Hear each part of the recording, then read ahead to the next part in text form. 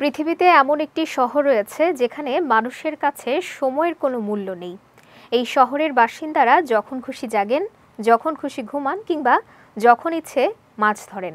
প্রায় ৪০০ জনসংখ্যার এই দ্বীপের মানুষেরা মাছ ধরেই জীবনযাপন করেন।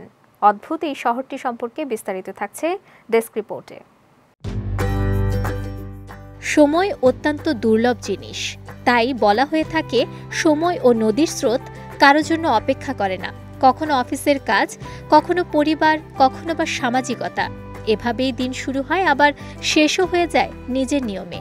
অথচ ভাবতে বসলে দেখা যায় নিজের জন্য কোনো সময় পাইনি, নিজের পছন্দের একটিও কাজে মন দিতে পারিনি দিনের পর দিন। কিন্তু উত্তর ইউরোপের দেশ নরওয়ের সোমারয় দ্বীপের মানুষ সময়ের ধার ধারেন না। তারা তাদের ইচ্ছে মতো জাগেন, ইচ্ছে মতো ঘুমোতে যান, আবার যখন ইচ্ছে খাবার খান।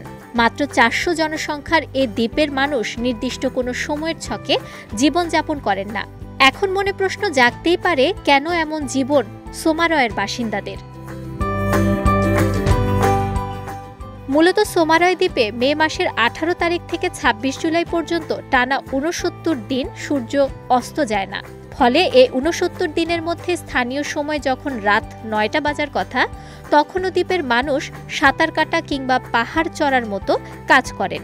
আবার মেরুবৃত্তের উত্তরে থাকার কারণে নভেম্বর থেকে জানুয়ারি পর্যন্ত দীর্ঘ সময় সূর্য ওঠে না শহরটিতে। ফলে রাতের আঁধারেও সময় কাটে সোমারয়বাসীদের। আর সেই কারণেই ঘড়ি ধরে কোনো কাজ করেন না এর বাসিন্দারা।